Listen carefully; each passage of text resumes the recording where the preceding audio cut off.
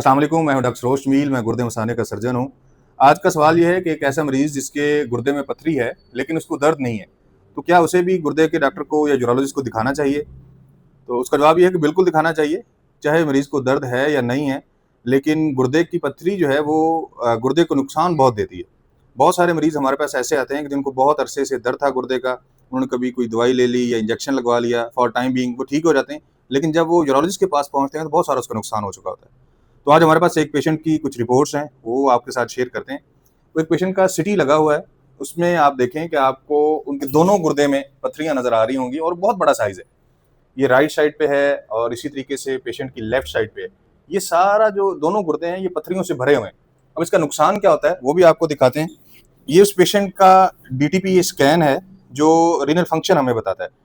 तो जो left side है उसमें 15 है और राइट साइड पे 7 है। इसका मतलब ये है कि उसके दोनों गुर्दे मुकम्मल तौर पे खराब हो चुके हैं। तो अगर पेशेंट टाइमली दिखाता है चीज़ें, चेकअप करवाता है, तो उससे ये जो कॉम्प्लिकेशन है या ये जो मसला है, उससे मरीज़ बच सकता है।